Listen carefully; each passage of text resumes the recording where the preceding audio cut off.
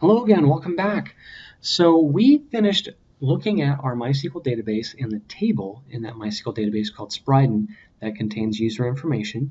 We then created our Grails project and we set up our database connection to that MySQL database. We then created a domain class that maps to that Spriden table, that domain being the model in our model view controller framework. And then we verified everything was hooked up correctly using the built-in scaffolding function that Grails provides. So now we want our application to actually do something. We want our users to be able to bring back information from the Spriden table based upon ID, first name or last name info that they provide to our application. So we're going to be working with views and controllers. Let's go ahead and let's create our first view. Notice that within our project here, here's our project, our Super Spriden project, we have a folder called Views. If I click in here, I can actually see a few views. There's an error view and there's an index view. I'm actually looking at the index view right now. This index view is what you see. Welcome to Grails. Congratulations, you have successfully started. This is what you see when you first come in here, and this is the screen. Well, congratulations, you have successfully started your first Grails application. So right now we are actually looking at a view. We are going to create our own view, our own web page that will allow a user to enter in user info, last name or first name info, and they're going to be able to click on a button called Submit. So we're going to create that. Notice that there's a folder in here called Spriden. Whenever you create a controller, that controller will also create, we created the controller for Spriden, it'll also create a folder underneath the views section for whatever you called your controller. So I'm going to right click on this and I'm going to say new. We're going to create a Groovy server page. I'm going to call this search by ID. So here we have our search by ID view. Not a whole lot going on, it's blank. I've already pre-populated some information. I'm just going to copy and paste it. And let's talk about what's going on in this. Let me go ahead and stop the server there. So we have a title here. Please enter a student ID. And then we have the following.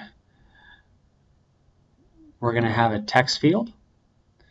Where we do, the name is going to be called banner ID and form. It's going to accept 50 characters. And then we're going to say or first name. And then we're going to give this text field another name, first name and form. And we're going to also have a last name and form. And then we're going to have an input button.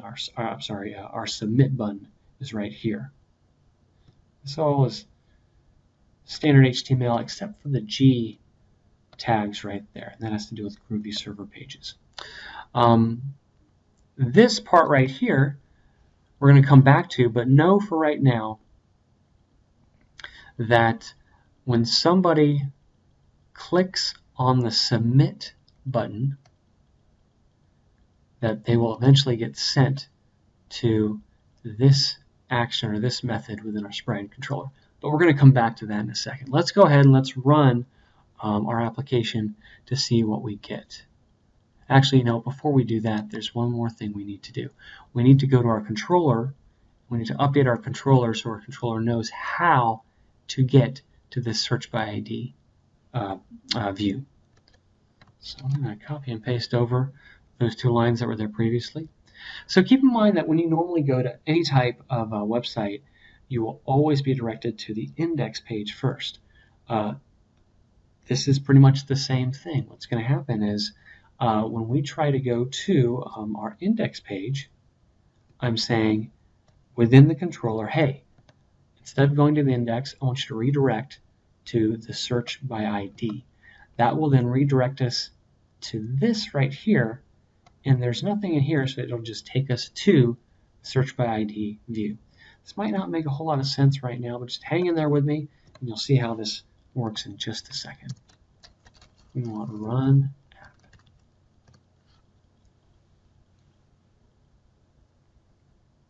here we are. All right. So I'm going to go here, and this takes us into our opening page right here. I'm going to click on this Spriden controller, and then this sends us to our search by ID view.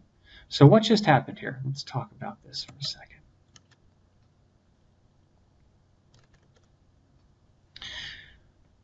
When I went into the Spriden controller, when I clicked on this, notice at the bottom, you can't quite see it, but if you look down here, when I move over this, that link is for Spriden/index. So that is actually going to send me to the index page, but I didn't have to create an index page. All I had to do was set up this method within the Spriden controller. And this index method says, hey, when somebody tries to go to that index page, send them right here. Redirect them to search by ID. So this will then send them to right here, the search by ID method. And I am associating the search by ID. This search by ID method right here is by default associated with the view that we created, the search by ID. So this is what calls that view that we created. And notice here's the banner ID or first name, last name. So when I click on this, it gets right out here, banner ID or first name, last name. We've got these text fields and a submit button. Now, one of the annoying things that we're seeing in here is that every single time we go into this application, we're going to this Grails default startup page. Let's stop it from doing that before we move any further. There is a file in here under the conf folder, under our config folder, that also stores our data source and in our build config file. It's called URL mappings. Double click on that. So this is basically telling our application, hey, here's where you should go upon startup. And what we want to do is we don't want to go to our index view when somebody goes to the default site. We don't want to send them to this index. We instead want to send them to the controller.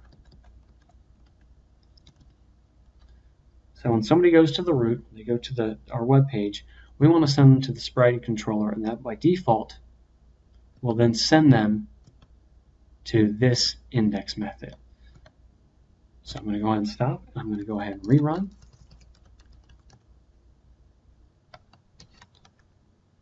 Now, when I go to this site now, it should take me directly to the search by ID, because that's what I'm redirecting to. Okay, great. So now we've got this search by ID view, but what is it going to do? Well, let's come back to our search by ID view right here, and let's look at this. The way that I've set this up is that I'm saying, hey, when somebody clicks on submit, we're going to take the information from this text field. We're going to call it last name and form. We're going to take the information from this text field. We're going to call it first name and form. And we are going to also take the information in this text field. We're going to call it banner ID and form. And we're going to send that information to the list students method within the Spriden controller. So I have not created that method yet, but I'm going to do so right now. So let me go ahead and grab some code that I've already created. So this code in here will get called when somebody clicks on that submit button. It will execute, and then Grails will then reroute to the list students view. So we need to create our view list students. So I'm going to come back to Spriden right here, right click, I'm going to say new, Ruby server page, list students. Say finish, and I'm going to grab, let's take a quick look. So within this view, we've got a thing called student information, and it looks like we're creating a table. We're giving it a column header for first name, last name, banner ID, and PITM. And then we are going to be looping through information and displaying first name, last name, ID, and PITM from something called oneStudent. Let's go back to the Spreading controller. So we're going to go into the list students method. We are going to grab the banner ID and form, first name and form, last name and form, banner ID and form, first name and form, last name and form. We're going to grab those values, those variables from our view. We're going to throw them into some variables here. I'm creating a variable called results. I'm printing some stuff out here to the console, just for the heck of it. And then I've got some logic in here saying, hey, if banner ID if it has contents, one of the nice things about Groovy is that if your string has contents in it, if it's got characters or if it's got white space, it will also act as a Boolean. So if this is true, then perform the following query. And I'm saying, hey, select, give me all the records where Spreading banner ID, the ID equals this banner ID, this ID, and where the change indicator is null. Else, I'm going to execute this logic. And we can look at this in just a second. But what's happening is I'm going to grab the results, and I'm throwing them into a map called oneStudent. That is then returned to the view. We then go from the list students method here to the list students view. And then within our view, we are looping through this map. And I'm printing out first name, last name, ID, and PITM.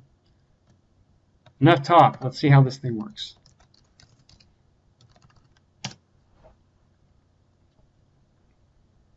So here we are. I'm going to go ahead and I'm going to enter a value. I'm going to enter in pan. I'm going to click on submit, and here are the results. There was one record that came back from Sprite. I'm going to click on search again. This time I'm going to click on Han. There are two records. There are two Han Solos that exist in my database. Let's go back to search again. I'm going to type in Peter. Let's actually do a last name. We've got a few Smiths in our database. And then I'm going to select an ID.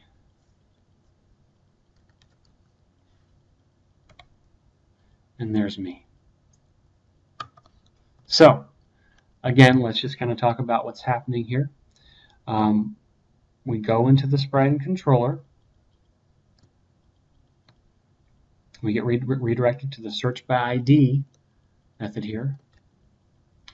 So that's where we are. I'm typing in a name. I'm going to bring back all the people with the last name Smith. I'm going to click on submit. When I click on submit, so right now I'm in the search by ID view. I'm going to click on submit. It's going to send last name and form, first name and form, banner ID and form to the list students method within the Spreading controller. So we get sent here. I take that information out. I then use it to create a query. I just got some logic here, some just very simple logic where if the banner ID is blank, then I'm looking at the first name and last name. If both the first name and last name is available, then I do the following, where I search by first name and last name. Else, I'm just searching by first name, or I'm just searching by last name. And keep in mind that for this example, change indicator is one of the columns in our database that in our Spreading table that we have to search by, and it has to do with the way that this table is set up. This is not a thing specific to Grails. Anyways, we're getting our results, and then the results are going into this map. That map is then fed to the list students view We then loop through that map, and we've got this HTML table that's being created here. And then for each one of the results, we are showing the first name, last name, ID, and PIDM. And that's what's going on here. So let's do submit, and there we go. When I click on search again, if we look at our list students GSP, you'll notice that down here I have the following that says, hey, if somebody clicks on the search again submit button, then send them to the search by ID method within Sprite. And that's how we end up back